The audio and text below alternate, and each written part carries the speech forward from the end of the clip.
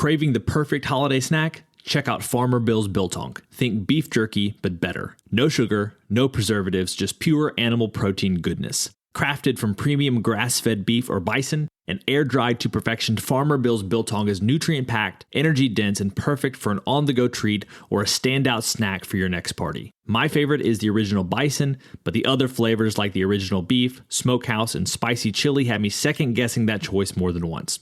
Visit FarmerBillsProvisions.com to grab a 1-pound slab or a variety pack and use code BIZBIT10 for 10% off. Farmer Bill's Biltong, don't be the 2-liter guy at this year's Christmas party. Welcome to the Business Bitcoinization Show, the show dedicated to helping you enrich your life and grow your business with Bitcoin, the hardest money on planet Earth. I'm your host, Josh Friedemann, and our guest today is Jim Crider, who's the founder of Intentional Living FP, which helps families achieve early financial independence. He's also the founder of Intentional Money Membership, which is a platform that helps people navigate financial complexities as they journey through life, and the Intentional Leadership Society, which is business coaching and mastermind groups that help service industry business owners transition their business from a job to a sell-ready asset. Now, I wanted to interview Jim because Kevin McGarvey from episode 10, he is the co-owner of All Out Parking Lots, said that he brought Jim in to work with his employees for some financial planning, especially connected to Bitcoin. And I'd been wanting to interview someone who's in the financial planning space. Jim seemed like a perfect fit, so you're going to get to hear from him today. Now, you'll also hear me reference my interview with Aaron Twa from Victoria Kayak. That's episode 11. The way things developed, I actually released that episode before this one. So you'll hear me reference Aaron Twa and Victoria Kayak in this interview. And if you're interested in hearing a little bit more about how they are accepting Bitcoin as payments in their business, I would definitely recommend that as well. But of course, before we get to today's interview, we have this week's Bitcoin Meetup Spotlight. And this week, it's Midland, Texas. Bitcoin Midland is having its next meetup this Thursday, July 14th at Opal's Table. They'll start at 6:30 with networking and drinks and then transition to their panel discussion. This time, they'll be discussing off-grid mining with Paul Cockerham of Verde Mining, Cole Harrison of Baseline Energy, and Seth Herning of Alkane Midstream. They'll be talking through the ins and outs of Bitcoin mining off-grid, which is a very interesting topic. And if you can't make it this week, you can join them any second Thursday of the month at the same location, Opal's Table. You can find more details at meetup.com/Bitcoin-Midland. That link is in the show notes below, along with a list of other local Bitcoin meetups across the United States. To find a meetup in your area, follow the link and search for your state and city to find the best person to reach out to for more information. Now, we're going to get to our interview with Jim right after this. Business owners, unlock the benefits Bitcoin has to offer your business with the Bitcoin for Business Quick Start Guide. This 27-page guide highlights the 6 ways you can grow your business with Bitcoin. Check it out in the show notes. Jim, welcome to the podcast. And thanks for having me. I appreciate it, Josh. Yeah, so I like to start off every single interview with a few questions that help us to get to know you a little bit better and to give us some insight for our own lives. So you ready for these? Let's do it. When and how did you first learn about Bitcoin? So the first time I heard about Bitcoin was back in probably 2012. There's a guy I worked with. I was living in Colorado at the time. And the guy I worked with, he was always asking our boss to pay us in Bitcoin. I wish I would have listened to him. Unfortunately, I think the guy was usually high on something, so I didn't put too much weight in his words. So I brushed it off. So after that, my real encounter with Bitcoin was really because of Preston Pish and Stig Wooderson on the Investors Podcast. We Study Billionaires, their show back in, I've been listening to that probably since 2015. And they probably first started talking about Bitcoin in 2016 or 2017. That's when my eyes were opened and really considered this as an asset. What's an insight or fact about Bitcoin that you wish that everyone understood? I wish that more people, and this isn't necessarily just about Bitcoin itself, it plays a major role, but understood the difference between volatility and risk. See, Bitcoin clearly, as we're experiencing right now in June of 2022, Bitcoin is being outrageously volatile with its price compared to US dollars. However, risk does not equal volatility. Risk is ultimately whether or not you're able to achieve a goal or do the thing that you set out to do. Volatility can interfere and interrupt and bring in risk, but they're not equivalent. In my opinion, I think Bitcoin on a daily basis is becoming a less risky asset, assuming you're holding it for the proper period of time and it's in the proper percentage of your portfolio allocation. So what's the Bitcoin resource you most recommend to other people? My two go-to things are Preston Pish's podcast on the Investors Podcast Network, their Bitcoin show, Bitcoin Fundamentals. Especially, I like the first two episodes that were dedicated to that. There's one with Breedlove. I think that was episode 2. And then episode 1 and 2. I can't remember who the other guest it was, but yeah, I regularly send those out to people I'm trying to orange pill. So those two, and then if people want to go in and dedicate a little bit more time, I refer them to the Bitcoin Standard book. It's a phenomenal read, and I think it really helps people reframe their thoughts, not only on Bitcoin, but also take a second look at economics and step out of what we're taught in university and consider Austrian economics rather than just Keynesian. Next question is this: beyond Bitcoin, what's a resource or an idea that's been valuable to you or your business recently? Man, that is a good question. Lately I've been really chewing on, and this is something I revisit regularly, but lately it's become really important all over again, is, again, I own businesses, I work with people, and not only the people, my clients, but also my family and the people I care about and people I'm around. How do I move from serving people, serving my clients, serving my kids, serving my wife, to creating experiences and facilitating moments and memories for the people that I care about? And that's something I've really been chewing on lately. Again, for the families I serve through work, but also my kids. How do I move from, changing diapers and getting them breakfast and maybe in playing with them for a bit to actually curating moments together as they grow? That's something, it's really caught me lately. I'm regularly thinking on. Again, that's something I can implement in my personal life as well as professional. Question number 5. This is what we call our arbitrary but insightful question, and it's this: as a general life principle, is it better to ask why or why not? I wrestled over that question quite a bit. My initial gut reaction was why, but then I flipped to why not, because that's something I feel a lot of people don't ask why not enough when they're facing a fear, or when they're too afraid to step out and try something. So I wish more people pondered why not, but then I went back to why. So my answer is why. I think, and it's, the issue for most people is not asking why, but then not asking why again, and then again and again, and really getting at what is important to you, or what is important to the matter at that. And as you continue to ask why and you pull those layers back, ultimately you'll discover what you're truly after. Most of the times, if you ask why once, you'll get a surface level. You ask it twice, you'll get a good answer. You ask it a third time, you'll really get at the intent of what you're after. So I hereby stand by why being superior question. It's a fun one to talk through for sure. Meet Linkster, your premier Bitcoin-focused advisor. Linkster caters to businesses, institutions, family offices, and high-net-worth individuals. They merge your unique financial goals and needs with Linkster's Bitcoin expertise to craft your own sustainable plan to preserve and grow the value of your hard-earned profits and retained earnings. At Linkster, it's not just advice, it's tailored execution. Connect directly with the founder by visiting linkster.com. That's LYNCSTER.com. Linkster. Secure your future with Bitcoin. Today's episode of Business Bitcoinization is proudly brought to you by Velis Commerce, where the future of business technology meets Bitcoin. As we journey through the era of Bitcoin and its transformational impact on businesses, there's one name that stands out: Velis Commerce. Whether you're looking to build a cutting-edge website, a seamless mobile app, or custom software, Velis is your go-to team. They've been diving deep into the world of Bitcoin since 2014, making them one of the most experienced groups for integrating Bitcoin and Lightning payments into a variety of digital platforms. But here's what truly sets them apart. Velis Commerce doesn't just build. They bring a wealth of knowledge to ensure your project success from day one. Their team understands the nuances of Bitcoin, ensuring that your business stays ahead of the curve.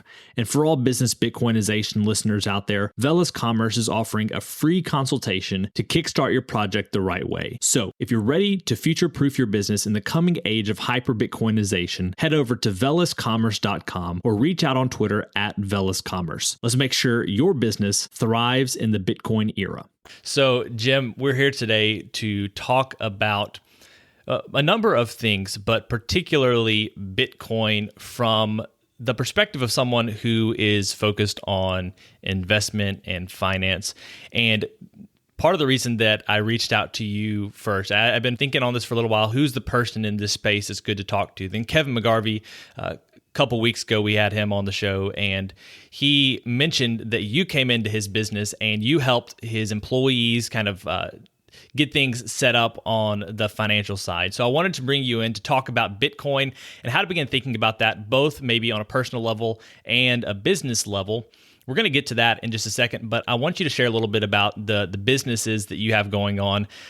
We mentioned Intentional Living FP as well as a couple others that people can read about in the show notes below.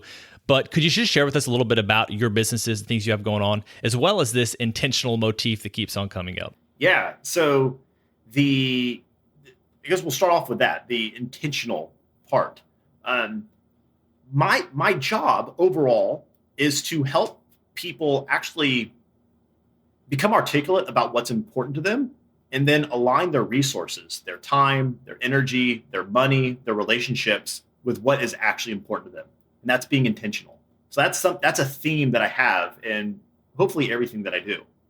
So one of those businesses that is intentional, that's Intentional Living FP, as in financial planning. And what we do there is we help young families achieve early financial independence. So that's financial planning. We do tax and investment and estate planning, all that fun stuff. But overall, our job there is to understand what is important to you in life, and then help you align your resources in the most efficient and effective manner towards that purpose. So again, that's financial planning for young families who want early financial independence. The next business that we have is Intentional Money Membership. That's something that we'll actually be launching here in the next couple of months. That's going to be more of a financial coaching. So helping people as they navigate the early and new complexities that they encounter in their financial life. So when you go from relative simplicity to this is a little bit more than I'm aware of, and maybe a little bit more than I want to go to my parents and talk to them about. Mm-hmm. And I'm trying to read articles, but I don't know which blog I should be reading or which article applies to my situation. I wish I had someone that I could bounce these ideas off of. So that's that business is working with people to help them navigate those early complexities in their financial life. And then finally, we have the business coaching and mastermind business. So that last one is going to be working with business owners in the service industry. That's going to be business coaching and small mastermind groups. And we'll be focusing on 3 parts. That's going to be helping business owners increase their profitability, also increase the value of their company by focusing on raising their multiple, and then finally building their business where it's not just an income stream, but is also a sellable asset. So that's going to be the focus of that. Excellent. And let's go ahead. You just talked about working with families, helping them to achieve financial independence. Could you talk about how Bitcoin fits into that? So this is something that comes up a lot because it's rare and strange, I guess, that a CFP also likes and understands Bitcoin. So this is a conversation I have regularly. But ironically, I don't view Bitcoin as this end-all be-all part of financial planning. I view Bitcoin as I do any other tool or resource in the planning sphere. So investment planning, estate planning, tax planning, insurance planning, cash flow optimization, all of these things. Bitcoin just happens to be part of that, in my opinion. Bitcoin, as far as I'm concerned, is money. It's an asset. It's something that should be integrated in a portfolio. So this is, it does in a sense make it stand out because it's odd, but in my opinion, it's nothing special in the planning process. All of our clients do own Bitcoin in some capacity. I would say our average client owns about 10 to 20% of their total portfolio, their total investable assets is in Bitcoin, or at least in Bitcoin related companies. So Grayscale Bitcoin Trust Company, that sort of thing, if they're not able to directly buy Bitcoin on their own. So I'm curious, when it comes to the Bitcoin side of things, you mentioned Grayscale as a possibility. If they buy Bitcoin, do you also have resources that you point people to help them hold their Bitcoin in a safe way? Certainly. These are conversations I have on a almost daily basis, is helping families understand the difference of, like, first off, most of the people I work with are normal people. They're not, laser eye, Bitcoin, Kool-Aid drinking crazies on Twitter. They're normal families that want help with their finances. And then I introduce them to Bitcoin.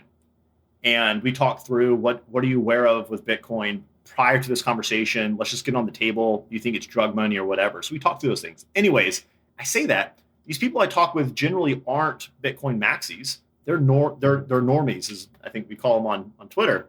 So it's talking through what is Bitcoin, what role can and do I believe it should it play in a portfolio. Once we get through all these things, we talk about how do you buy it. So it sounds super simple to probably anyone listening to this conversation, but talking to them about what is an exchange. What exchanges should you be using? So we talk through the risks of using different exchanges, the risk of keeping your Bitcoin on the exchange. I generally refer them either to Strike and or Swan. I love both of those exchanges. That's what I use personally, and that's where I send clients. So we talk about how to buy Bitcoin, what exchanges, the pros and cons. Then, we talk through also how to take custody. We talk through the risk of keeping on exchange, the risk of staking your Bitcoin. Also, the risk technically of moving your Bitcoin to cold storage, the risk of making a boneheaded move and screwing it up somehow, So we talk through what's a hot wallet, what's cold storage. We talk through the different wallets you can put it in. I refer them to a few wallets that I trust and use personally. We walk through how do you move it from the exchange to your wallet? How do you own this? I met with a family yesterday. These are conversations I have again regularly. Is usually the families I work with, it's usually the husband who likes Bitcoin and the wife thinks that he's a little bit nuts, but she'll go along with it. And something I ask the husband to not answer the question, and then I'll ask the wife, like, hey, if he was hit by a bus tomorrow, would you know how to access the Bitcoin? And usually the answer is no. Mm-hmm. So that's another bridge we have to cross, is how do we have a proper estate plan involving your Bitcoin as well? So these are things we walk through from soup to nuts. So what are some maybe additional misgivings that clients have when the Bitcoin conversation first comes up, assuming they don't come to you already having purchased Bitcoin? Oh, man. It's the things you probably think, the people on Twitter think that normies talk about. I'll ask, like, well, first off, I've orange pilled a lot of people, like a lot of normal people. This is part of my job, as far as I'm aware, is helping people understand assets. Mm-hmm. So it's part of my job is to help people navigate their either misunderstandings or their thoughts on what Bitcoin is, and help them arrive at what it actually is. Yeah. So typically I start that with, hey, have you ever heard of Bitcoin? And if so, tell me about what you know about it. And usually the responses are like, oh, that's used for drugs, or I think it's super volatile. Occasionally someone will know somebody who made $1 zillion. Sometimes maybe they use Bitcoin to buy some drugs or whatever back in college. So you hear the normal things.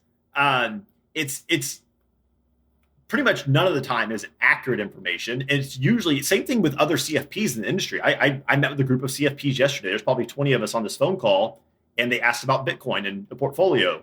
And most of these CFPs, again, along with most of the families I work with, their thoughts on Bitcoin, their arguments against it, are generally based off of like arguments from like 2017. Like, oh, if Bitcoin's still used in the rate that it is, the whole world's going to boil by 2021.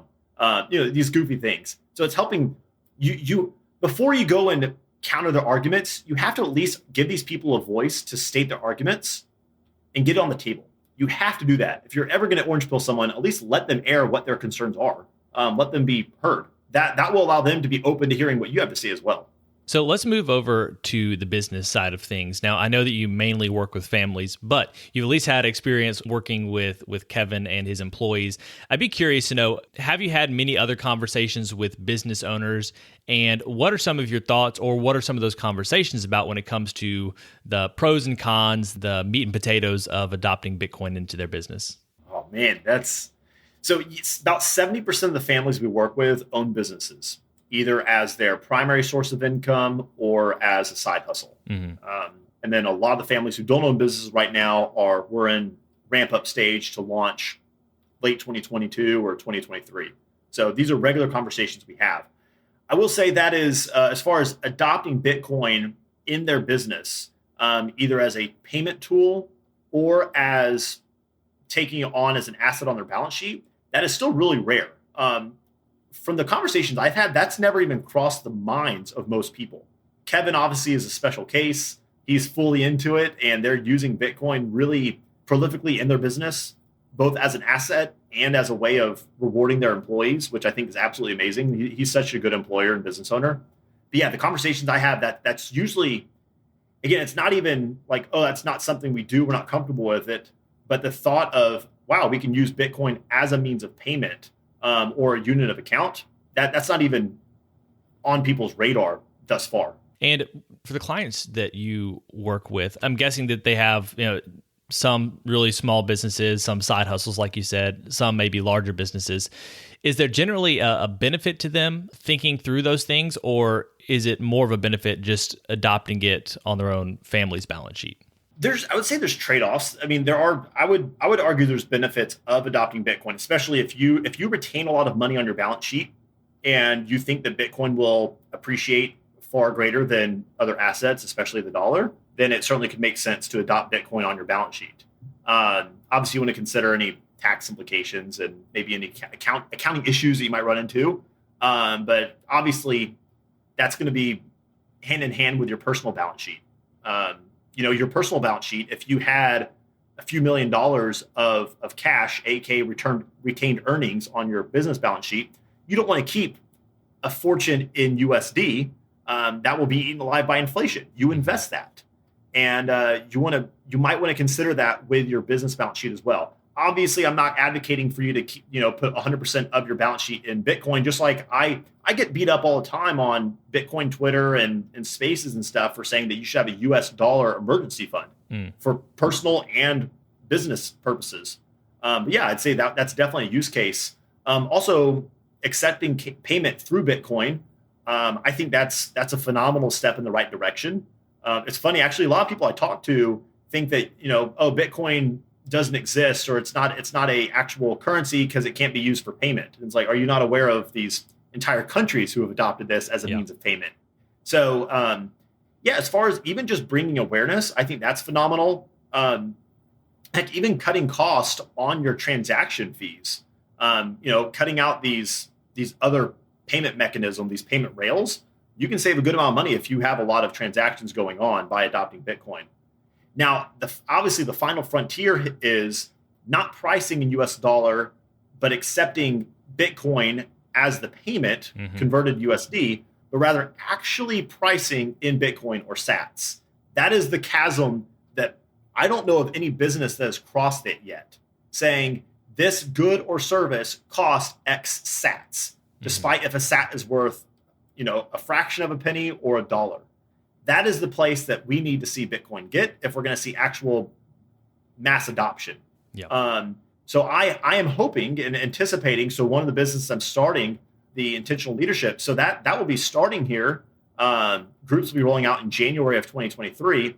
And I'm currently talking with my CPA about pricing that in sats. Again, most of the people I work with are not, Bitcoin Kool-Aid drinkers like you and I are. They're normal people.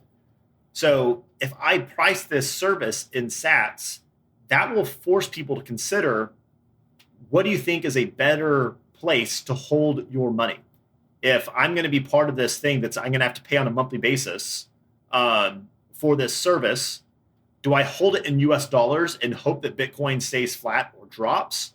Or do I deep down, do I think that Bitcoin is actually going to go up? I'm going to hedge that risk, go ahead and buy some Bitcoin so I can make sure I can pay for this before Bitcoin goes up. Yeah. So it's those actually by pricing it in Bitcoin across different goods and services that will cause people to actually consider what currency they want to own and use rather than, oh, this is something I hope it grows in 10 years. Is this something you want to actually adopt day to day? So one interesting approach, and this is the last I've heard, and I have plans to interview this company, but they have the regular pricing in dollars, but they also have a steady price in sats, but they've priced Bitcoin at a particular amount. So there's not the day-to-day fluctuation. People still know that they're honestly getting a deal. So like, for instance, I think it was $100,000 per Bitcoin. Then they've priced in whatever the sats equivalent is to, let's say, like a $30 payment,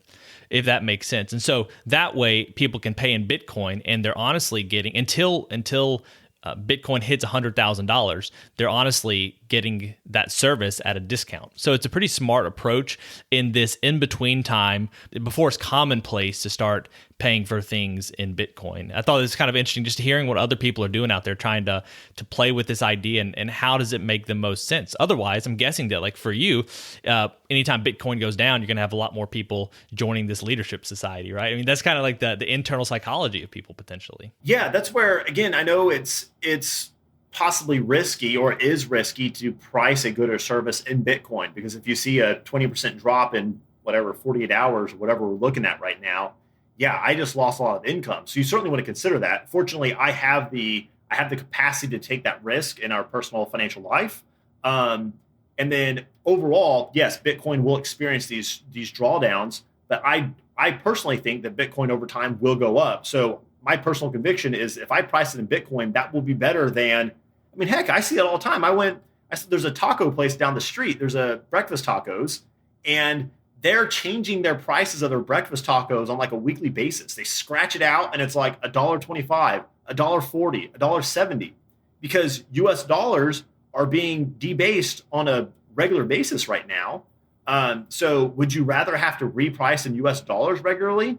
Or would you rather, in my opinion, I would rather take the long-term stance, price it in Bitcoin, and then let that price catch up versus have to regularly bump up my price in USD.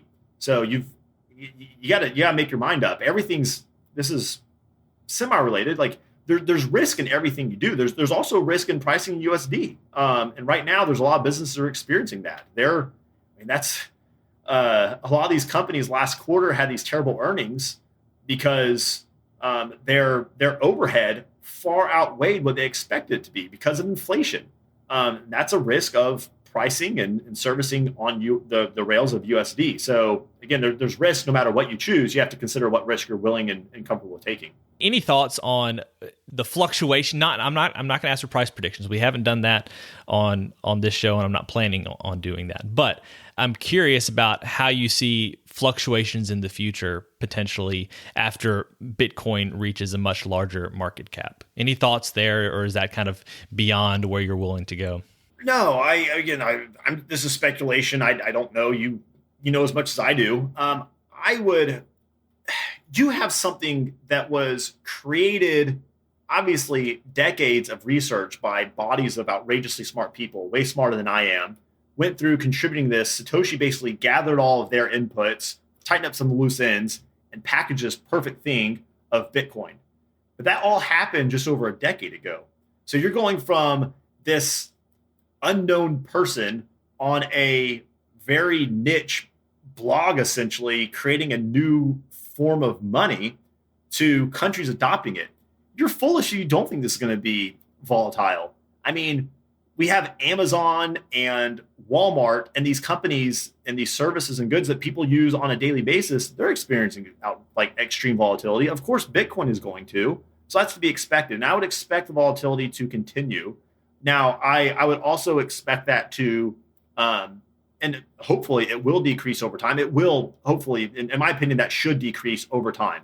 I think that's going to take a few more market cycles before we see that work its way through. When I say market cycles, I think Bitcoiners are aware of, we mean the 4-year halving cycles. I think we've got a few more halving cycles It's going to take right now. A lot of this is based off of like institutions using leverage and using Bitcoin as a speculative asset rather than a hard money source that should be just thrown into cold storage. So it's probably going to take some of these big institutions getting burned before they realize they shouldn't use leverage and whatever, like mess with this stuff. Mm-hmm. So once they actually adopt it in the way that I think it should be used, that will lock up more Bitcoin on a better way. Make it that again. That will then remove a lot of the volatility. I think that's a lot of the contributions to the volatility right now. Is you're seeing these massive price swings again because it's not based off of like Jim and Josh and Dave down the street buying a few sats and then we're freaking out and selling. I think most plebs, I'm using all the lingo I hear on Twitter. Most plebs, I think, actually have diamond hands and we're holding. It's these institutions who are buying it just like they scoop up any other like small cap stock, and they're treating it as just that. So over time, eventually they'll recognize, they'll get their laser eyes, and that will reduce volatility.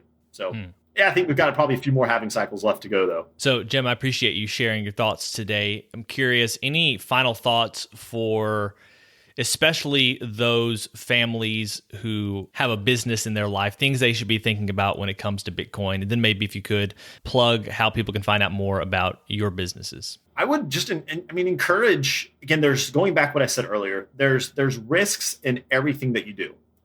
So you want to consider what risk are you comfortable with taking.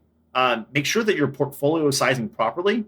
A lot of the people who right now are being forced to sell their Bitcoin, even if they don't want to, just inopportune times, it's because that, well, maybe they don't understand what Bitcoin is. They bought it because some friends bought it, and now they're just freak out selling. But a lot of those people are having to sell because maybe they bought more than they should have, and maybe they just got laid off, and now they have to live off of their Bitcoin. So really, you want to consider, like, I like Bitcoin as an asset. I own it. I like it. I advocate for it. But you have to make sure it actually makes sense for your situation in regards to portfolio size.